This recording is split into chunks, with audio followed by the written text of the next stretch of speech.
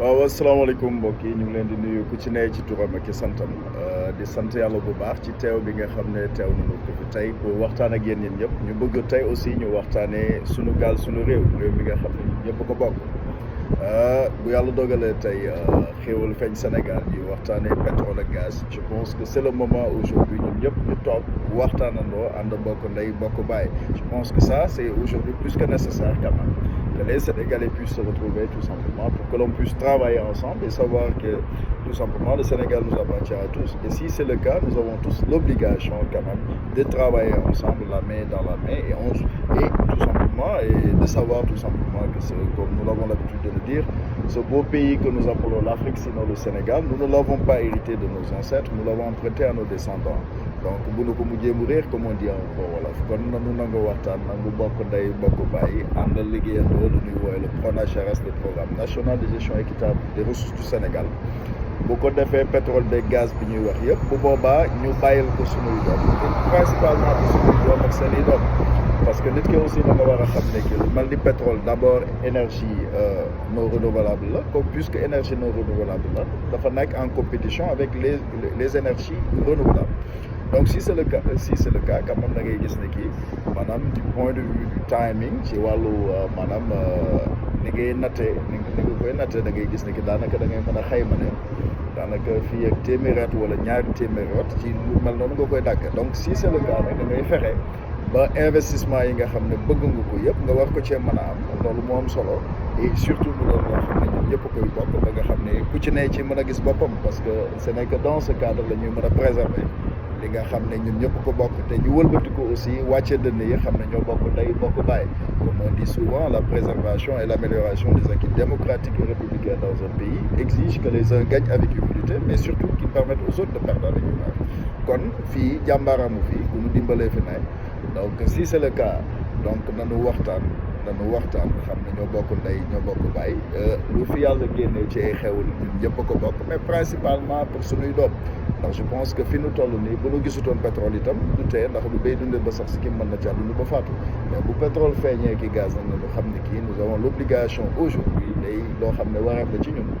tëral teg benn tëralin boo xam ne maanaam tëral benn plan boo xam ne programme boo xam ne dañ koy teg ngir sénégalais yëpp parce que yëpp mën ci gis seen bopp programme boo xam ne non seulement développement endogène bi ñu bëgg au niveau du Sénégal dina ko mën a porter mais au-delà même du Sénégal axe yi ñu bëgg a développer tracé ko au niveau de l'Afrique parce que Afrique mooy benn continent boobu d'abord et avant tout l'Afrique est l'âme de l'humanité pourquoi parce que l'Afrique est le seul continent à corps humain donc si c'est le cas je pense que war nanoo fexe xam ne ki bopp beeg tànk bi lu ci métti léppay métti donc yaram bi yëpp la mu fexe ñun ñëpp ñu booloo bokk ndey bokk bàyyi waxtaan te xam ne c'est la famille de l'humanité ñun ñëpp a bokk ndax wala xam ne kanam naa ba xam te ñu ngi leen di sant di leen gërëm bu baax di leen woo bu baax a baax ci le PRONACHRS le programme national de gestion équitable des ressources du Sénégal sunu gaal sunu réew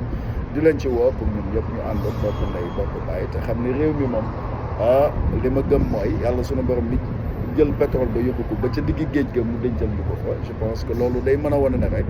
dëkk bi kenn du ko taal ku ko bëgg a taal itam yow sa bopp yaay tàkk mais dëkk bi du tàkk ndax loolu mooy li nga xam ne mooy li wér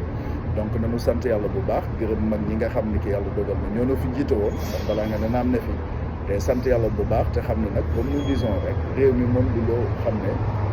maanaam muy Sénégal muy Afrique nañu koy tudde lu ñu doon ci sunuy doom waaye ci sunuy baay waaye lu ñuy àbb sunuy doom la donc comme dana ko àbb sunuy doom nag bu ñu ko mujjee bu réer comme dana ko waxtaanee nangu waxtaan bokk ndey bokk baay liggéeyandoo xalaatandoo ci programme boo xam ne kii ce sera un programme boo xam ne inclusif nga xam ne sénégalaises yi ak sénégalais yëpp dinañ ci gis seen bopp du Massamba ak Mademba parce que souvent comme on dit l'intérêt commun n'est pas forcément la somme des intérêts individuels donc ñu ngi leen di woo bu baax a baax ci sunu gaal sunu réew di leen ci woo bu baax di leen woo ci le PRONACHRS le programme national de gestion équitable des ressources du Sénégal ñu ànd bokk ndey bokk bàyyi liggéey réew mi doxal ñu mais surtout doxal suñuy doom ak suñuy sët principalement loolu war a nekk suñu mission parce que ni ñuy faral di wax comme le Fano doon wax chaque génération ni mu koy doon waxee ne la obligation bi nga xam ne chaque génération am na ko mooy nga xam ne mu xam mission chaque génération doit dans une relative opacité découvrir sa mission la remplir ou la trahir man ma gëm man Papa Latif Faye ne la mission de notre génération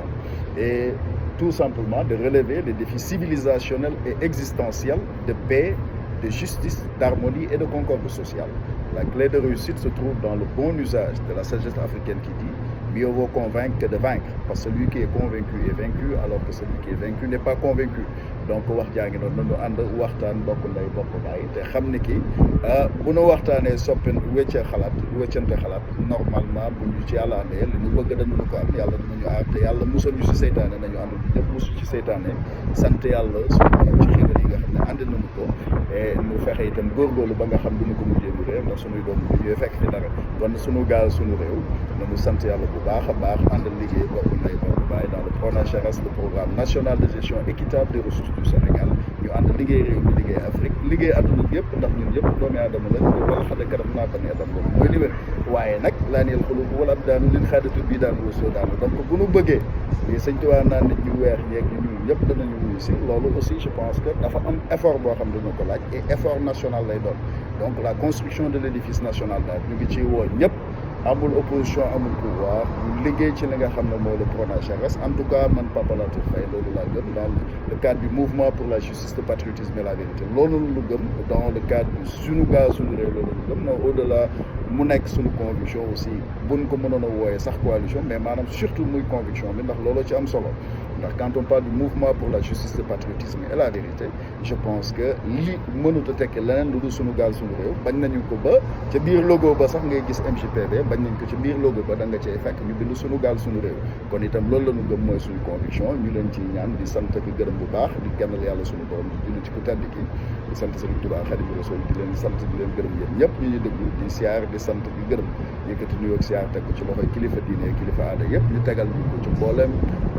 loxoy njaboot yëpp waaw di masawu ñi jiitoo ñëpp yàlla jéggal leen te xayra leen aljanna ñi fi des ñu ñëpp yàlla may ñu wér-gu mu fan gudd dafa ñu mucc ak mucc lee sàmm nu aar ñu sàmm aar njaboot yi dafa ñu jàmmi biir ak jàmmi bi ci jàmmi te ak jàmmi leen incha allah te boole ñu doon benn Sénégal ñu ñëpp booloo xam ne benn bopp la kenn mënu koo xar ñaar waaye Afrique itam benn bopp la kenn mënu koo xar ñaar wax bu loolu amee nag nga xam ne ki àdduna bi ñun ñëpp a ko bokk muy fu waay mën a jóge ñu xam ne ñun ñëpp doomi aadama la ñu ànd liggéey ci loolu waaye intérêt yi nga xam ne mu ngi ci suuf si balaa jëriñ kenn jëriñ waa réew mi boo tax ñun ñu gëm le mouvement pour la justice le patriotisme et la vérité man Papa Latir Faye nekk le coordonnateur général